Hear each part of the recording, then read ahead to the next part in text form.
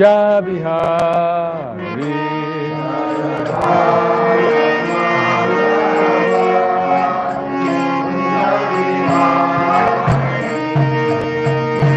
Radha Madhava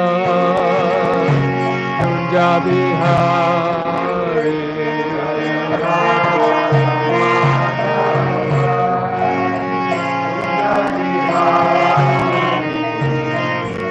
Gopi Jana Balabha Girivari Hari.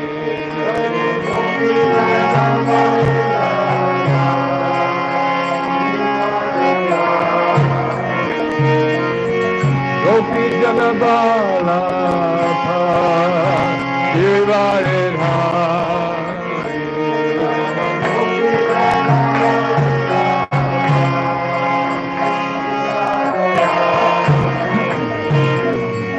Yashoda Nandana Vrajajana Randana.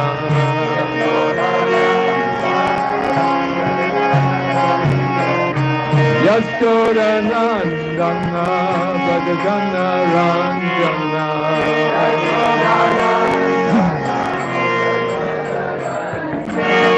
Jamuna Tirambanachari.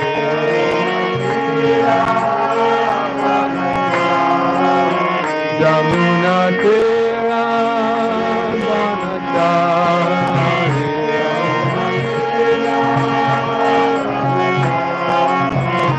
Jaya Radha Madhava Kunja Bihari.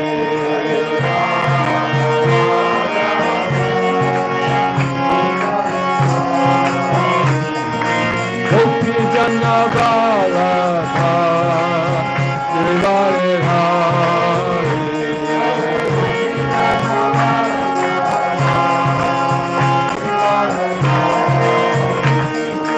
Yashoda Nandana Vrajajana Randana.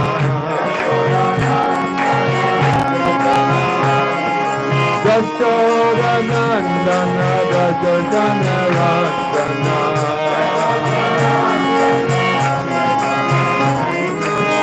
Jamuna Tirambanachari.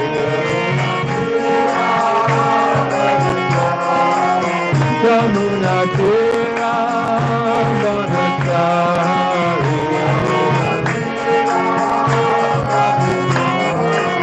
Jaya Radha Madhava Kunja Bihari.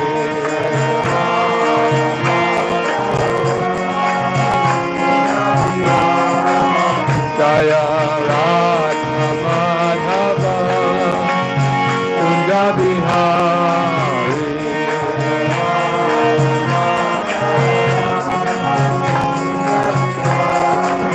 Hare Krishna Hare Krishna Krishna Krishna Hare Hare Hare Rama Hare Rama Rama Rama Hare Hare. Hare Krishna Hare Krishna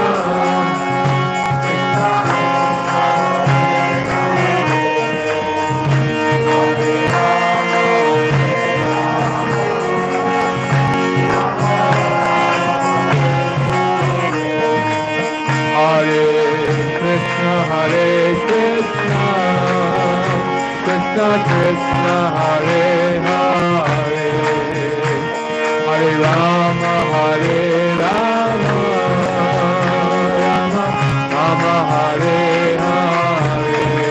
Rama,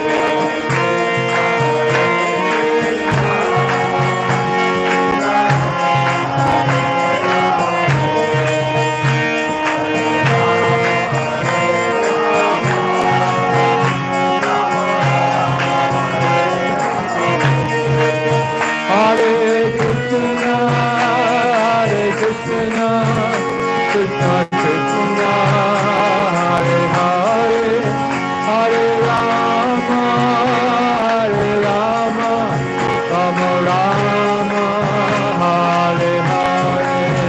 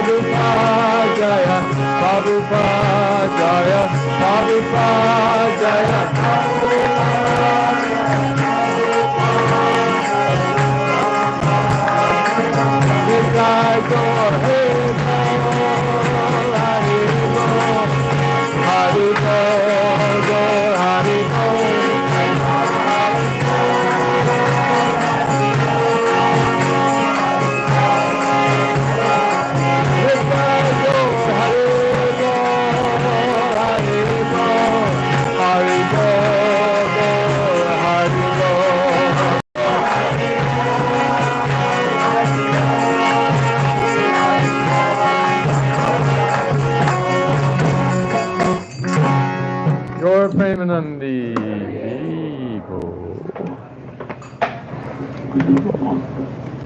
Can we pass this somewhere? Yes. Okay, thank you.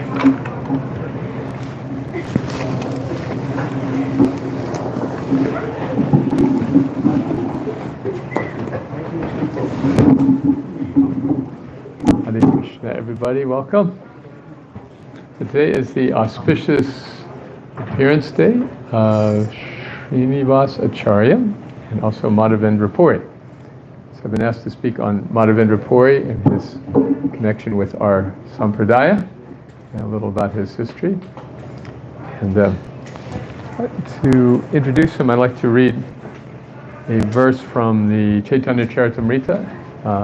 If you'd like to use your handy cell phones, it's Madhya Lila, chapter 4, verse 197. Om Namo Bhagavate Vasudevaya.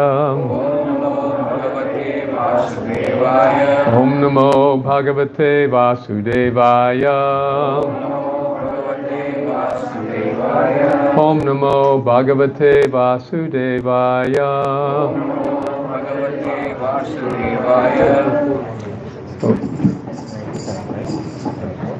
That's Madhya Lila, chapter 4, verse 197. Yeah.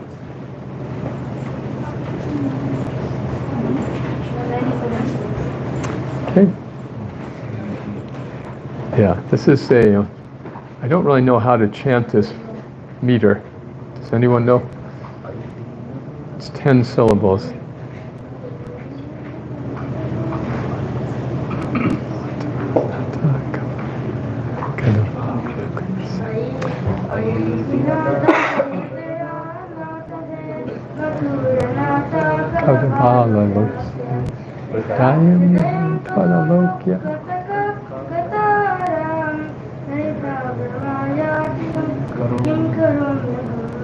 It's one syllable short of that, but that was good. Thank you. Let's just say the synonyms responsibly. Ayi, O my Lord, Dina, on the poor, and Dayatra, compassionate, Nata, O Master, Hey, O, Mathura Nath, the Master of Mathura, Kada, when, Avalokshya, I shall see you, Hridayam, my heart, Tvat, of you, Aloka, without seeing, Kataram, very much aggrieved, Dayata, O most beloved, Pramyati, becomes overwhelmed, Kim, what, Karomi, shall do, Aham, I.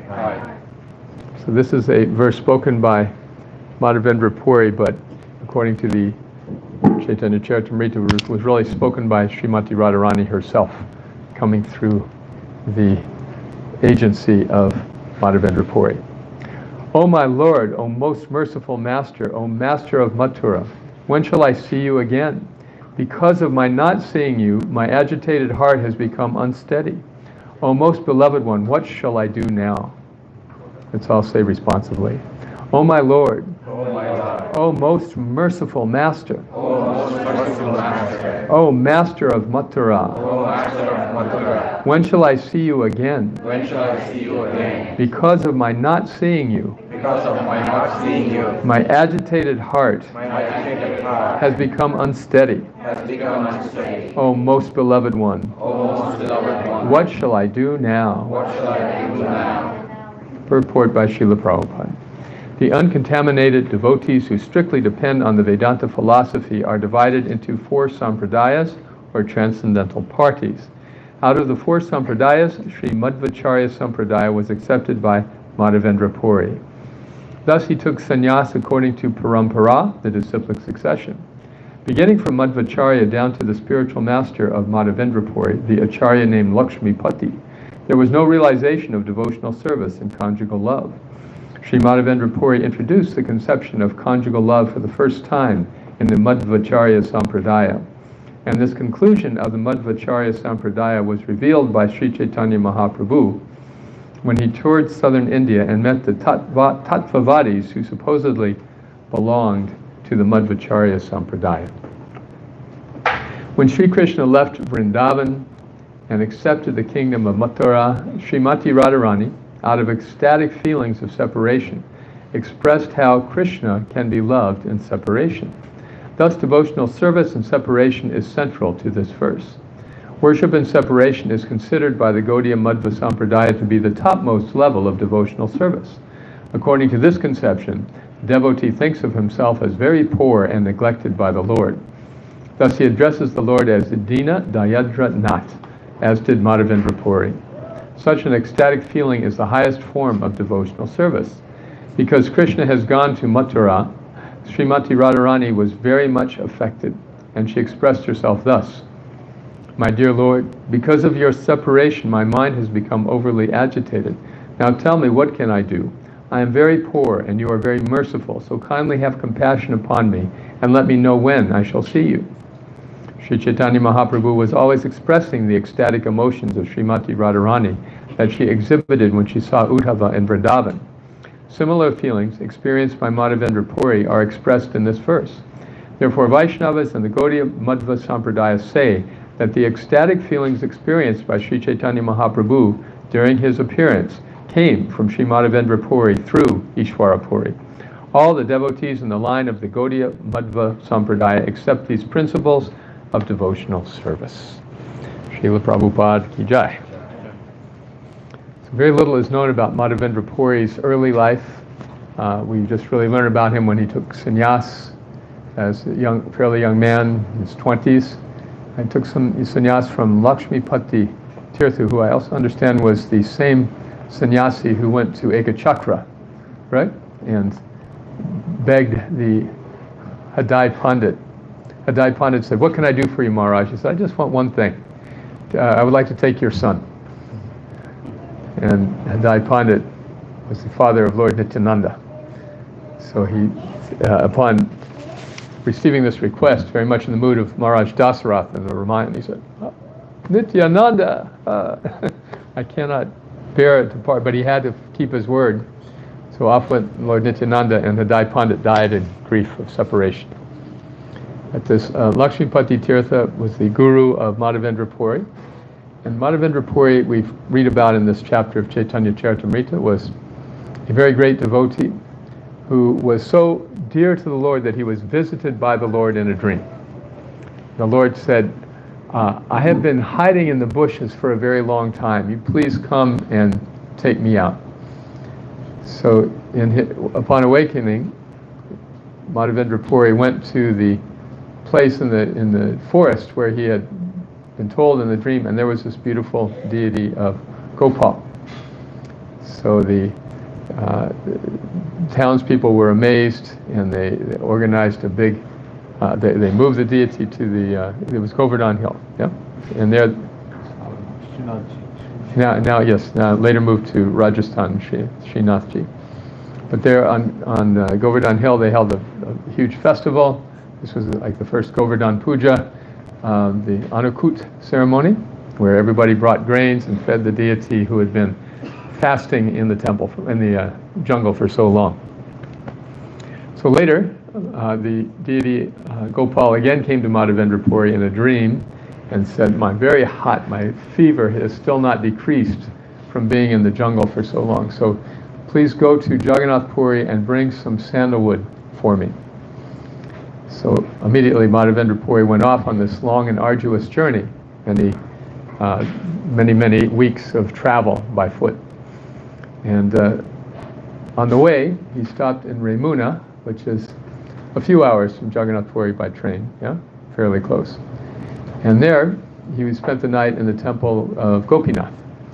So this Gopinath was served very nicely by the pujaris. He could see the wonderful arrangements that were being made for the deity.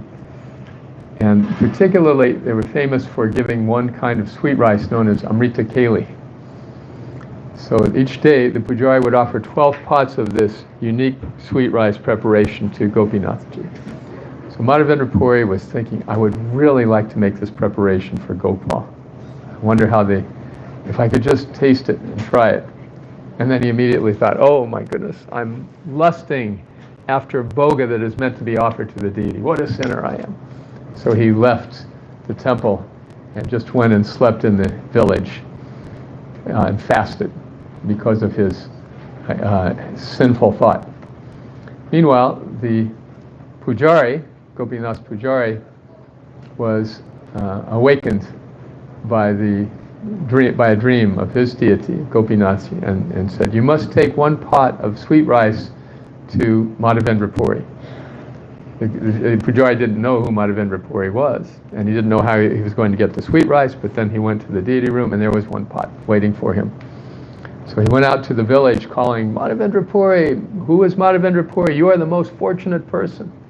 So Madhavendra Puri woke up and there was this pujari with this amazing gift. So Madhavendra Puri very gratefully accepted that gift from Krishna.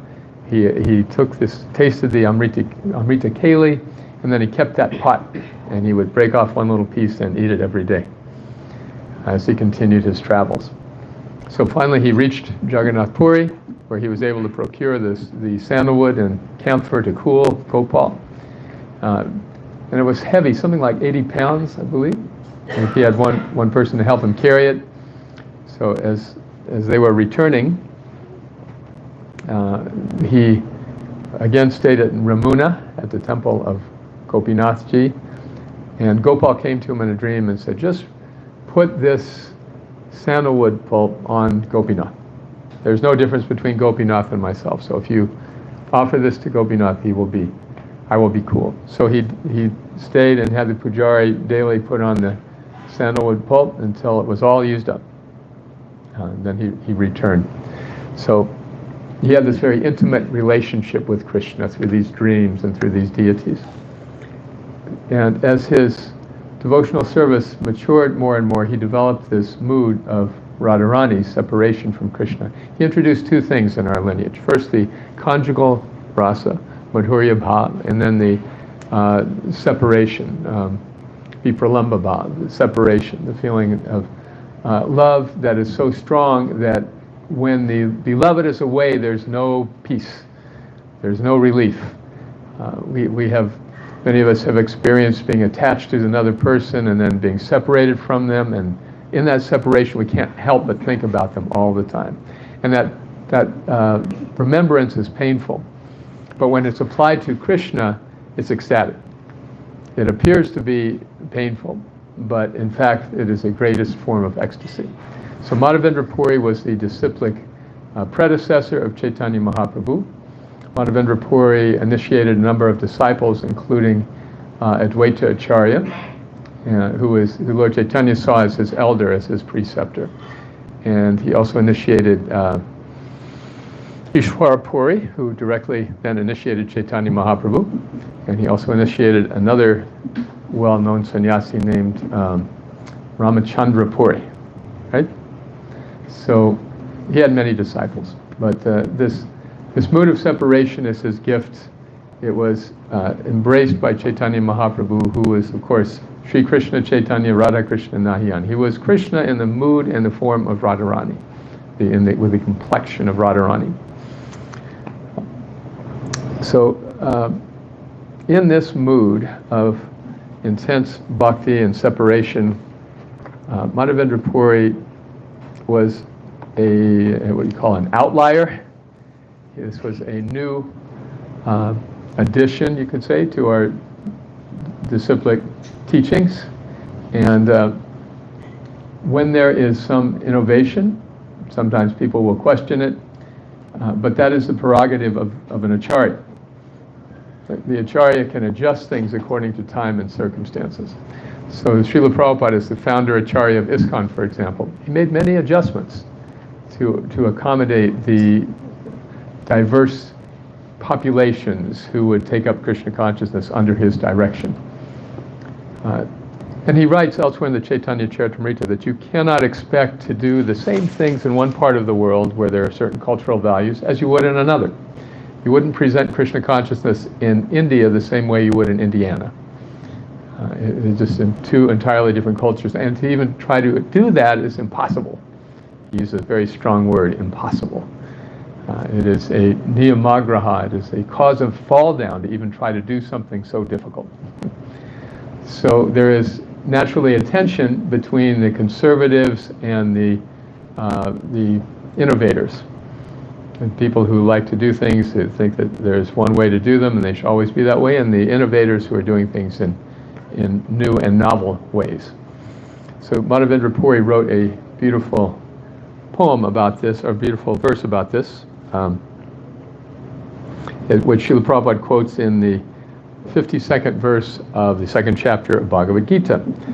That verse reads, "When your intelligence has passed out of the dense forest of delusion, you shall become indifferent to all that has been heard and all that is to be heard."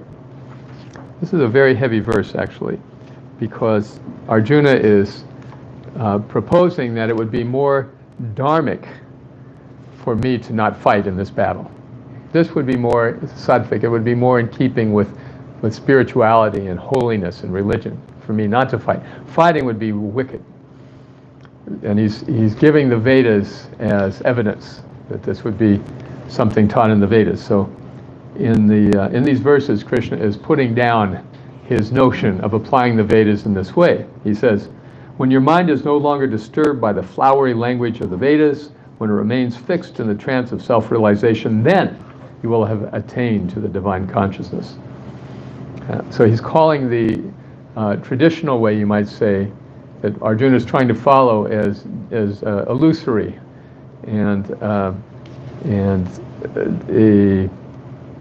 disturbance to his actual self-realization.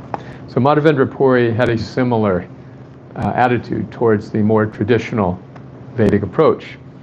Having achieved this vipralamba seva, this feeling of separation, he said, "O my prayers 3 times a day, all glories to you. O bathing, I offer my obeisances unto you. O demigods, O forefathers, please excuse me for my inability to offer you respects. Now, wherever I sit, I can remember the great descendant of the Yadu dynasty, Sri Krishna, the enemy of Kamsa, and thereby I can free myself from all sinful bondage. I think this is sufficient for me." It's such a nice prayer. He is no longer going to observe the ritualistic bath. He is no longer going to do his puja for all the gods. He's no longer going to say his prayers, his daily prayers 3 times a day, because now he's just engaging in serving Krishna, and he finds that adequate. This is Madhavendra Puri's, this is why he is so noted and remembered in our Sampradaya. In another place, I believe in Canto 2, Srila Prabhupada quotes another verse that he wrote. And in that verse, he is expressing a feeling that many, many devotees can take great joy from. He says, "Since I have taken up Krishna consciousness, all my friends think I'm crazy. My family thinks I'm frustrated. Wealthy people think I'm wasting my time. Learned Vedic scholars think I'm very puffed up. And basically nobody likes me anymore. Still, my mind does not budge an inch from the determination to serve the lotus feet of Govinda, even though I'm unable to do it. Does that capsulize our experience?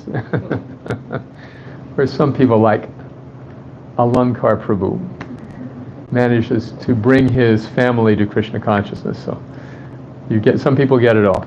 I don't know if any of you others have been so fortunate. In my case, my parents never expressed any interests. They never really budged from the crazy. They went as far from the crazy to the tolerant. That was it. So when we see this mood of Madhavendra Puri, whatever it took to be Krishna conscious, that was his interest. That was what he did. Thus he was a great inspiration to all the Vaishnavas. So at the end of his life, Madhavendra Puri was incapacitated, and two of his disciples came to see him. One of them was Ramachandra Puri, a very proud sannyasi disciple. So at that time he began, Madhavendra Puri was relishing this mood of Radharani separation, and he was repeating this verse over and over. O my Lord, O most merciful Master, O Master of Mathura, when shall I see you again?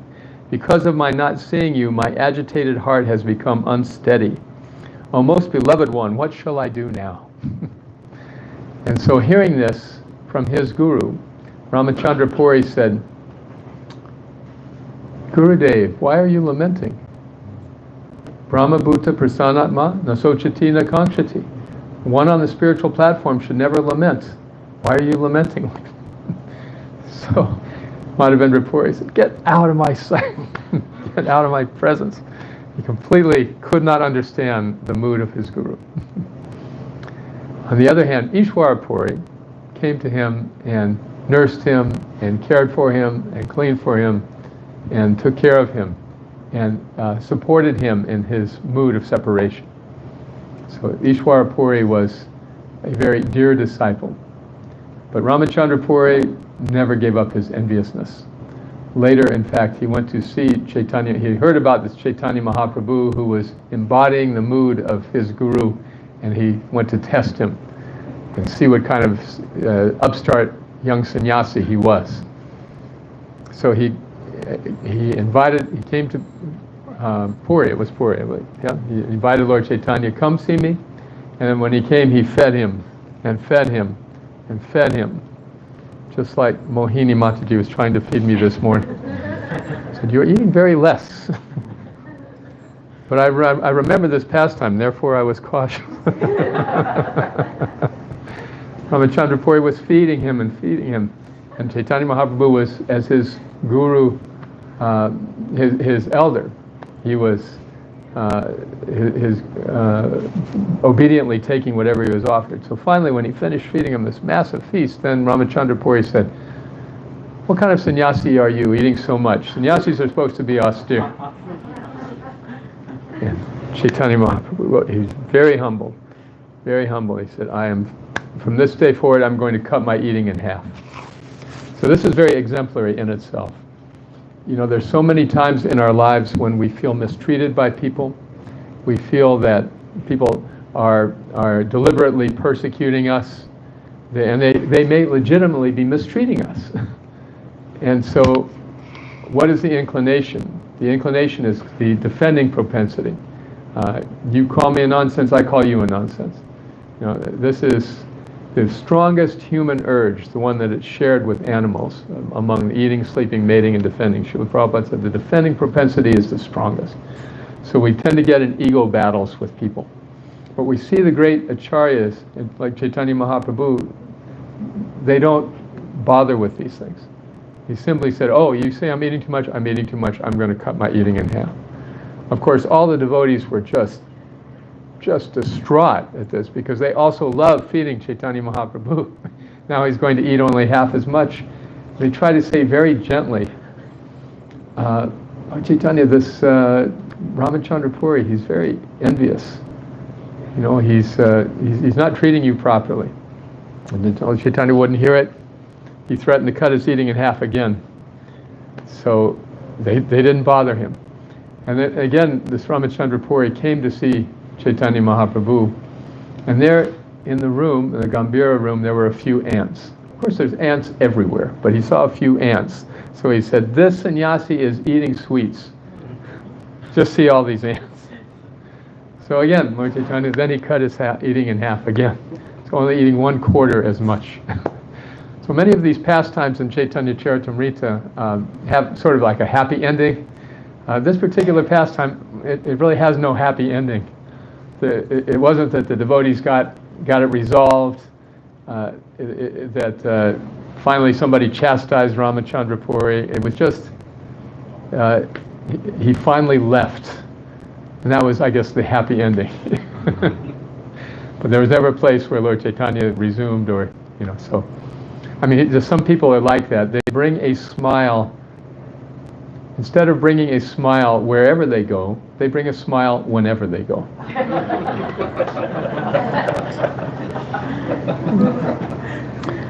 So this is Ramachandra Puri, amazingly the disciple of Madhavendra Puri. So in his ecstasy, Madhavendra Puri introduced this mood that is so now important in our practice, in our sampradaya. Lord Chaitanya embodied that mood, and then we do our best to imbibe and understand and serve in that mood of separation. So I'll stop here. Any comments or questions? Shri Radha Devi Dasi. What was the purpose of Chaitanya Mahaprabhu to listen to the disciple of Madhavendra Puri?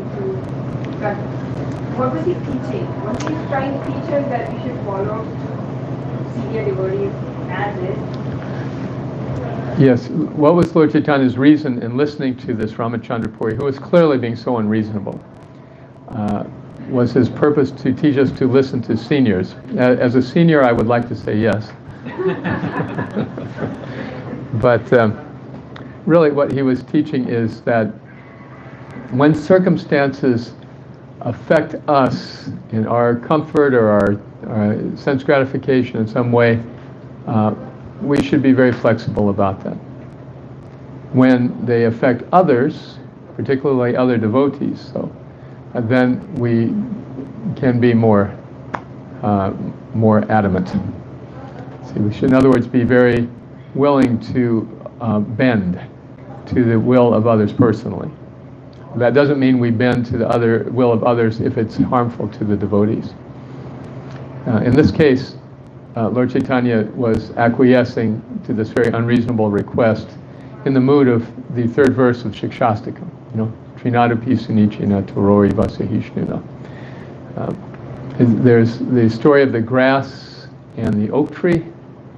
So the oak tree was saying to the grass, you're so weak, a little breeze comes along and you just bend right over. And the grass said nothing. And then a hurricane came along and the grass was bending, but the oak tree was finished. See, so if we can be able to tolerate small things, relatively small things, then we will be able to tolerate bigger things as well. Gradually our tolerance will become stronger.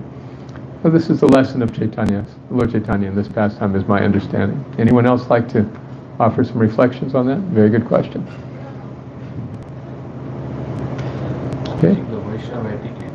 See, the Vaishnava etiquette, yes, he was showing the Vaishnava etiquette. Because he was the god brother of his spiritual master. The god brother of his spiritual master. But Advaitacharya was also he was the god brother of his spiritual master, and sometimes Lord Chaitanya would not treat him with such Vaishnava etiquette. So this reflects back on this point of the Vedic tradition, that there are times to observe the strict Vedic tradition, but there are also times that it can be set aside according to the circumstance. It is not by strictly just following rituals that we become Krishna conscious. It's said that if your rituals bring you love of God, what is the need for the rituals? And if the rituals don't bring you love of God, what is the use of the ritual? Many people. Since you asked for additional comments, Please. there's another pastime of Sri Chaitanya Mahaprabhu when Sanatana Goswami was having sores all over his body that were oozing because he had traveled through the jungle and he had had bad water. And so then, but Mahaprabhu, so first of all, he was ignoring ritual cleanliness, by which, because of these sores, Sanatana Goswami should not be touched. In fact, he was embracing Sanatana Goswami whenever he saw him. So that's to your point about the need for rituals. So that's one side of it. But then, Sanatana Goswami was feeling very bad about this, and he was thinking, well, maybe I should just commit suicide. And so he talked with Chaitanya Mahaprabhu's servant, Jagadananda, and Jagadananda said, well, don't do that. Just leave and go to Vrindavan. Then the situation will no longer be there. And so then Sanatana Goswami was thinking of doing that.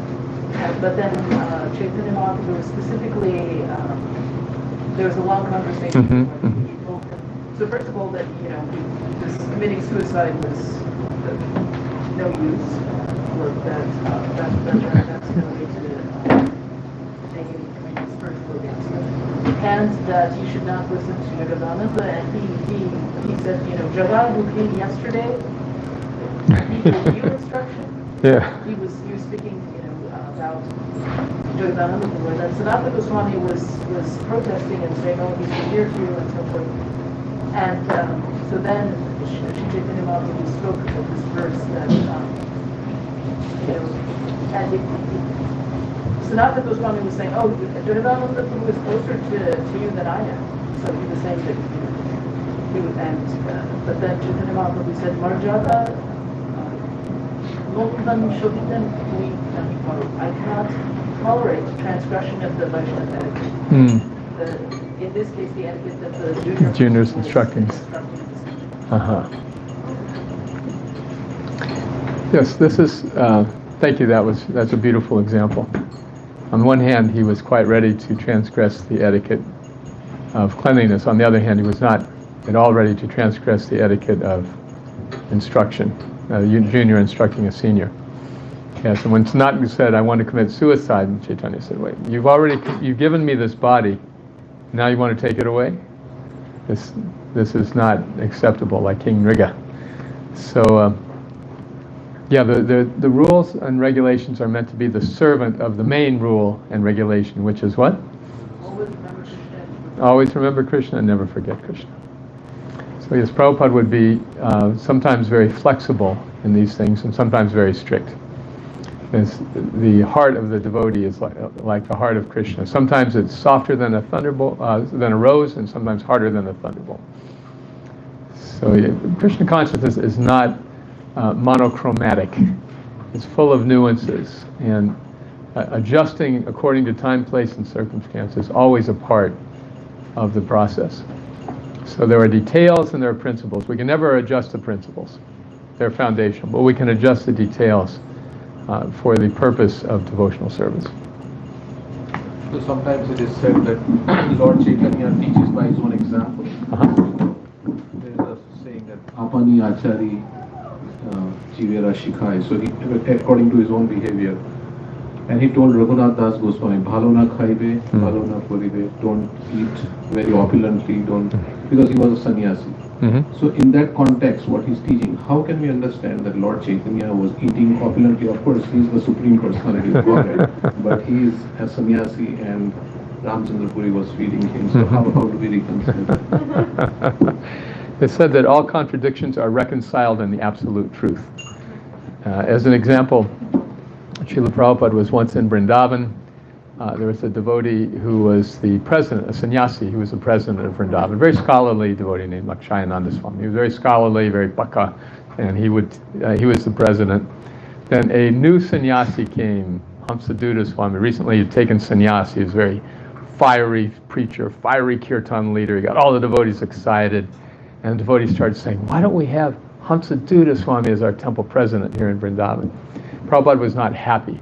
So he called the two sannyasis to his room and he said to Hamsaduta, you've just taken sannyas. Sannyas means traveling. Why are you staying here in Vrindavan? You should be going out, traveling, preaching. And then he turned to Akshayananda Swami and said, and you stay here and manage Vrindavan.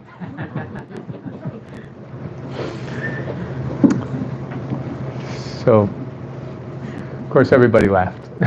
But the point is that Krishna consciousness is individual and personal. So for Raghunath Das Goswami, who was from a very wealthy family, very opulent, and was now practicing extreme austerities, that was very pleasing to Chaitanya Mahaprabhu. On the other hand, Chaitanya Mahaprabhu himself, he was willing to cut his eating. But on another occasion, devotees were bringing offerings to Lord Chaitanya all the time. And his servant, Govinda, didn't have the heart to turn them away. So he just took the offerings and accepted them and then put them in a room for storage. And then people started asking Lord Chaitanya, did you receive that prasad I sent for you? He said, no, what was that? And so he asked Govinda, and Govinda confessed, yes, Lord Chaitanya, I did not want to disturb your dharma as a sannyasi by giving you all of this opulent prasadam, so I've just been keeping it over here. So Lord Chaitanya said, where are you keeping it? And he went to the room full of prasadam, and then he proceeded to eat the entire room. Because he did not want to fail to reciprocate with the love of his devotees. Another time oil was brought. Oh, yes. And he didn't accept it. Yeah. It's another story about Jagadananda. Jagadananda was Satyabhama in his last, in Krishna Lila. And Satyabhama was a very demanding wife. A bit of a controlling wife. There's a joke about controlling wives. Can I tell you? I did tell a few slokas, now maybe one joke. So there's a man who died and went to heaven, and there are two doors to heaven. One door says, for men who are controlled by women, there's a line to infinity. The other door says, for men who are not controlled by women, there's one guy standing there. So the newcomer comes to the one guy and says, how do I get in the short line? The guy says, I don't know, everybody asks me that. All I know is my wife told me to wait right here until she gets back.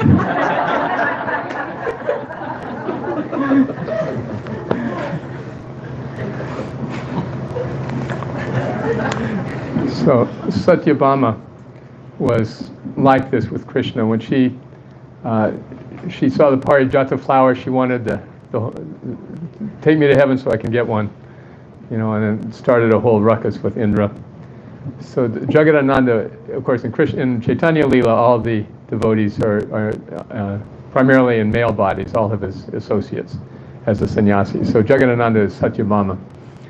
And he very laboriously made some sandal oil for Lord Chaitanya.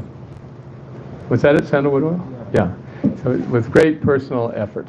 And then he brought it to Govinda.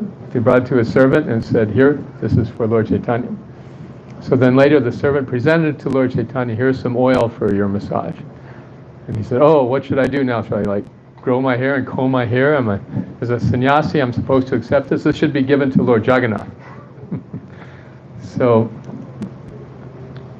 then Lord Chaitanya, then the servant informed Jagadananda about Lord Chaitanya's decision. And Jagadananda was not happy with this. So when he saw Lord Chaitanya said, Jaggi, you brought this oil for me, but I've offered to Lord Jagannath. And he saw the oil and he picked it up and he smashed it. He said, oil? What oil? Very offended. So he was strictly following the sannyas dharma in this case.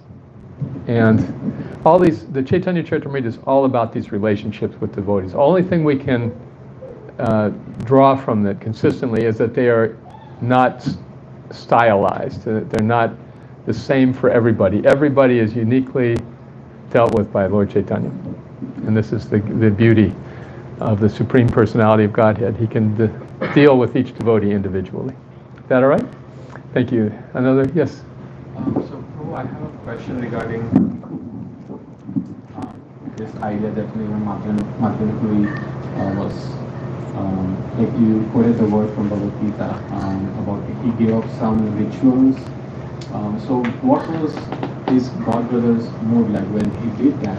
And because sometimes it happens that if there is a service where multiple devotees are performing that service or somehow engaged to do a service together, and some devotees have that we have to follow certain ritualistic things because that's how it's been done, and some have a different mood where it's all about understanding the time-based circumstances. So how was there anything like that in Madhavendra Puri's pastime where you can learn something? How two group of people can live in the same room, have a same service, and can do it in the best way?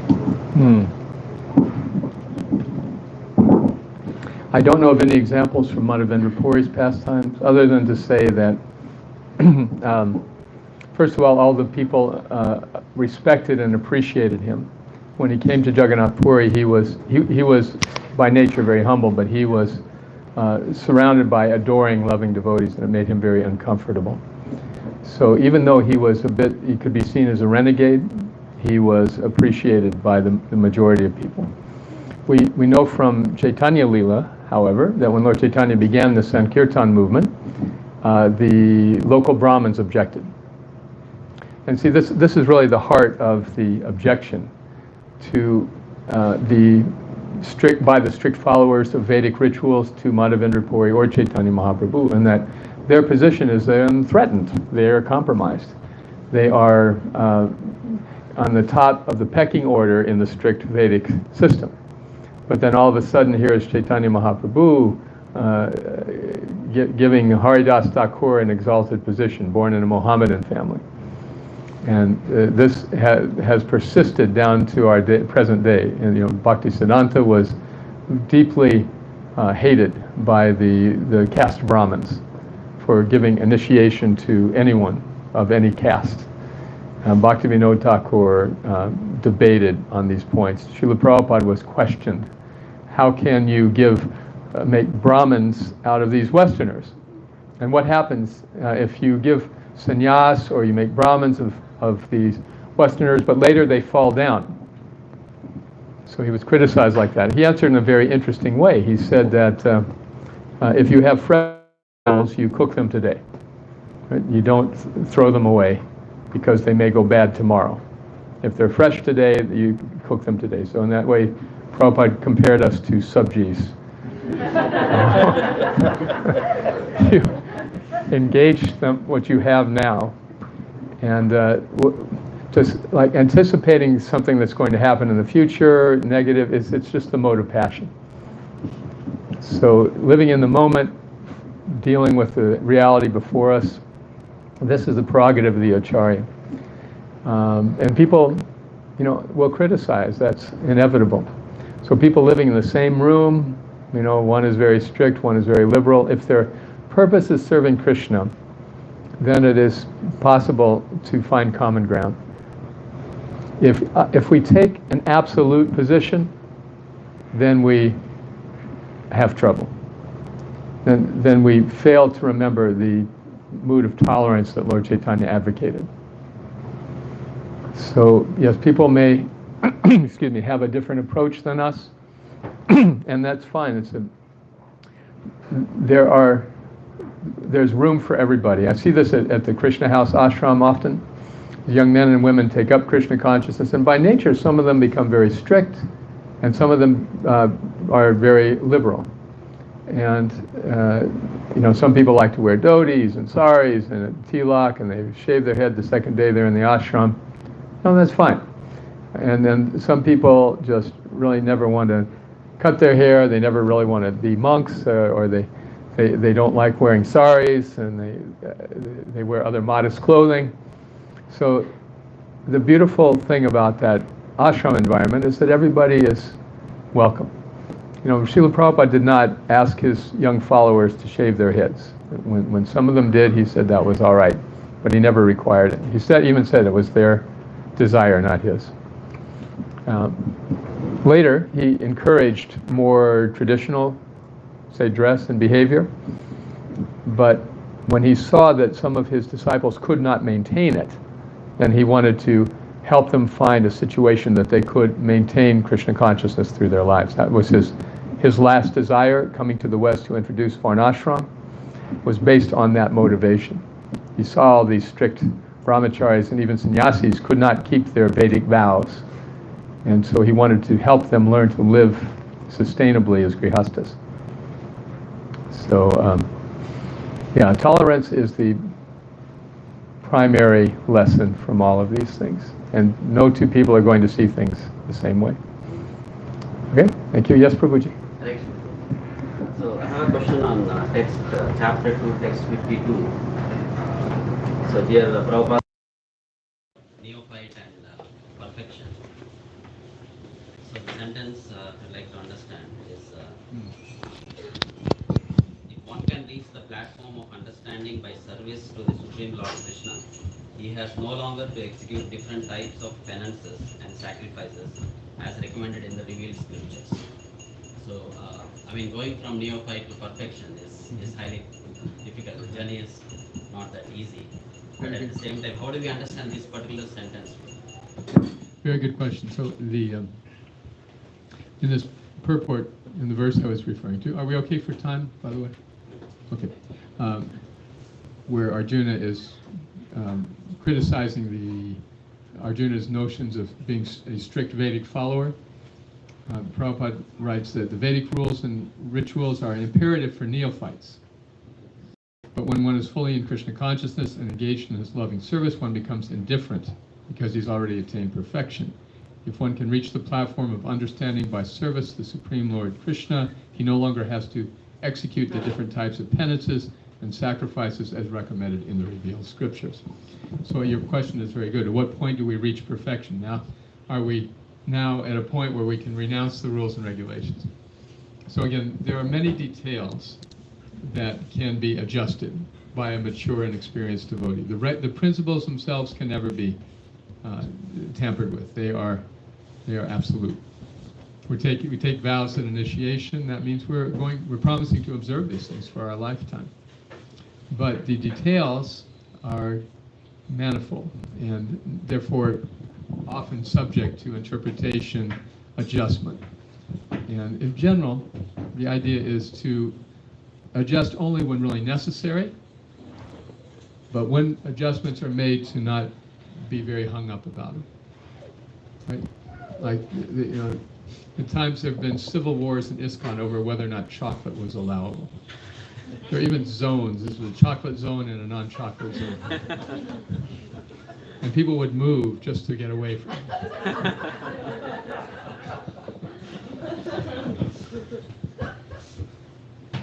And Srila Prabhupada's books, one scholar said that a great danger and a weakness in a sense of our lexicon, our literature, is that Prabhupada is so much quoted. We have so much from him.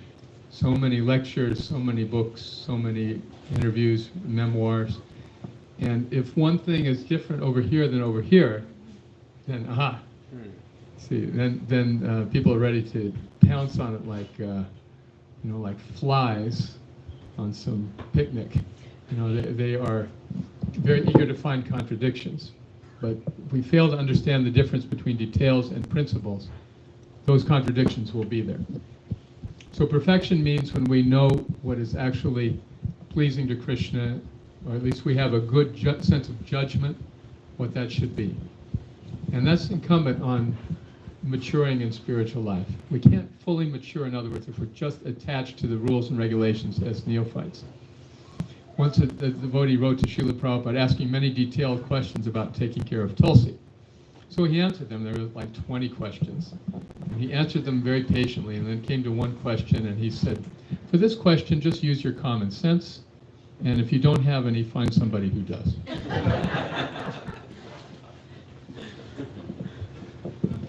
So that's our requirement as we mature as devotees. Mostly, if we keep the relationships amongst devotees of paramount importance, we'll make good decisions.